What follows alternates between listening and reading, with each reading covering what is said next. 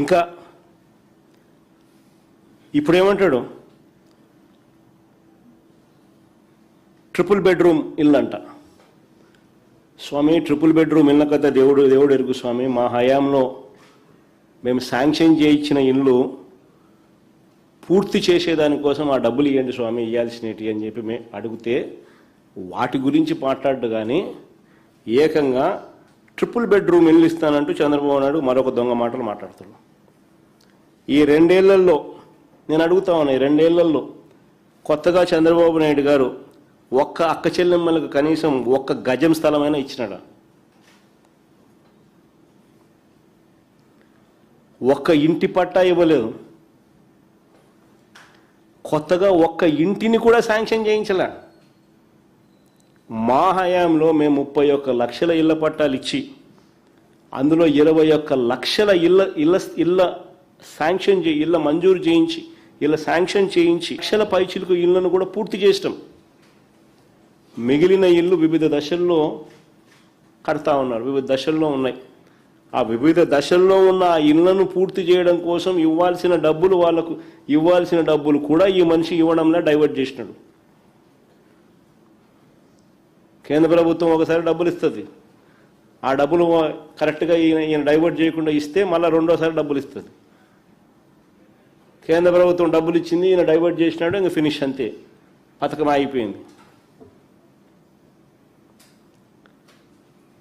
పైగా ఆ పథకం మళ్ళా ముందుకు సాగింది అని ముందుకు సాగించినారు అని అంటే ఈయన తరపు నుంచి చేయాల్సినవి కొన్ని చేయాలి కాబట్టి అవన్నీ చేయడం ఎందుకులే అని చెప్పి అది కూడా ఆపేసినాడు.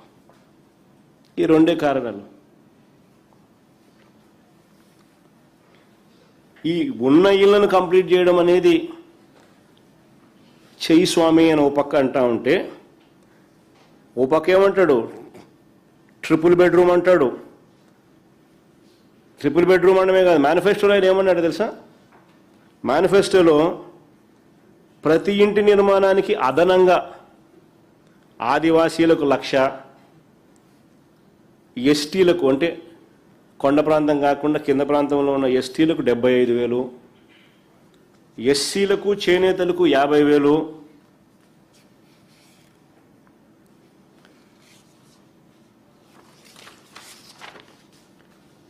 చొప్పున ఇస్తామన్నాడు.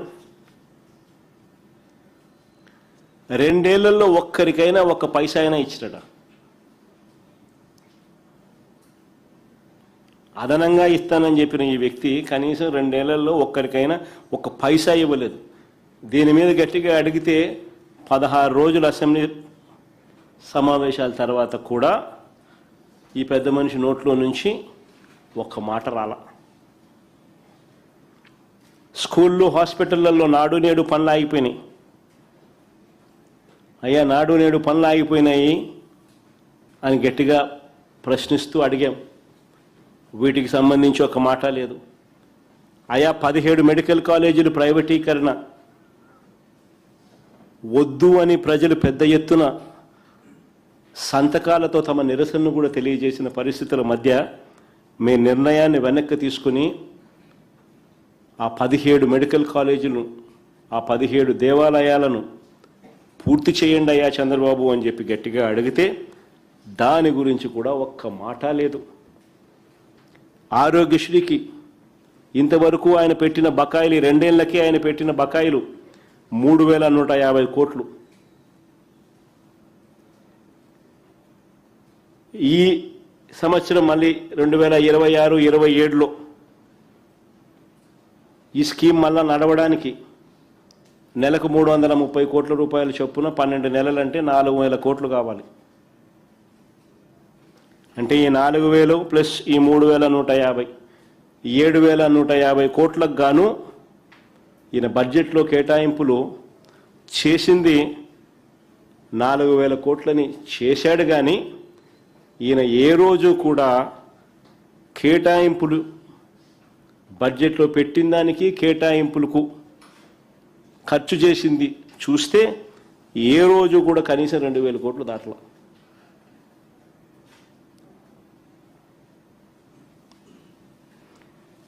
అయ్యా చంద్రబాబు గారు 7,150 కోట్లు కావాలి, వీటికి సంబంధించి డబ్బులు ఎప్పుడు ఇస్తున్నావు? 3,150 కోట్ల రూపాయలు బకాయిలే ఉన్నాయి. ఈ సంవత్సరం స్కీమ్ నడవడానికి మరో 4,000 కోట్లు కావాలి. నెట్వర్క్ హాస్పిటల్స్లో టోటల్గా స్ట్రైక్ చేస్తూ ఉన్నారు. అగ్రిమెంట్లు చేయబోము అని చెప్పి ఏకంగా నెట్వర్క్ హాస్పిటల్ నోటీస్ ఇస్తూ ఉన్నారు అని చంద్రబాబు నాయుడు గట్టిగా నిలదీస్తూ అడిగినా కూడా ఈయన నోట్లో నుంచి ఒక్క మాట రాదు.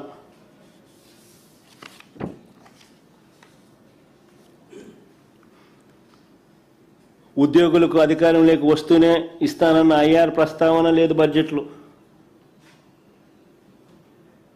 మేనిఫెస్టోలో పెట్టినారు, ఉద్యోగులకు అధికారంలోకి వస్తూనే ఐఆర్ అన్నాడు చంద్రబాబు నాయుడు మేనిఫెస్టోలో. ప్రస్తావన లేదు, పిఆర్సీ ప్రస్తావన లేదు, ఒక్క మాట లేదు.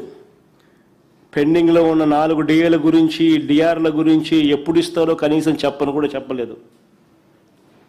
జీపీఎఫ్ గురించి మాట లేదు, ఏపీ జిఎల్ఐ గురించి మాట లేదు.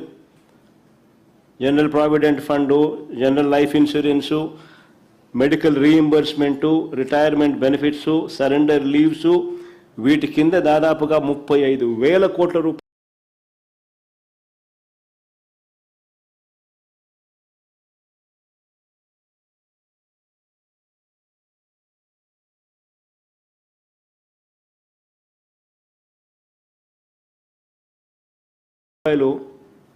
ఉద్యోగస్తులకు బాకీ పడ్డాడు. పంపించి వాళ్ళందరినీ కొట్టి ఎత్తిచ్చేసేసినాడు.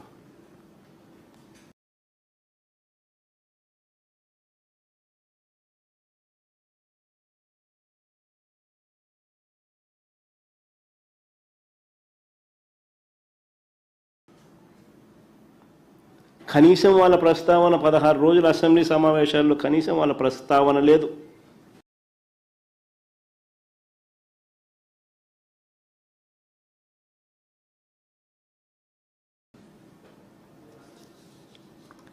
చివరికి ఆశ్చర్యం ఏమిటో తెలుసా? ఇవాళ చంద్రబాబు నాయుడు ఎక్కడికి పోయినా కానీ ఈ మధ్యకాలంలో గమనిస్తాను, మీరు కూడా ఆయన చేసేది 2 ఇప్పుడు పెన్షన్లు అప్పుడు గ్రామానికి ఏదో గ్రామానికి పోతాడు ఖచ్చితంగా 1వ తారీఖున. 2వది ఎక్కడన్నా నిలబడు రెవెన్యూ రికార్డులు ప్రక్షాళన చేస్తా అని పాస్బుక్ల డిస్ట్రిబ్యూషన్లో ఎక్కడన్నా కనబడతా అంటాడు. ఇది తప్ప ఇంకా ఏది చేయడు.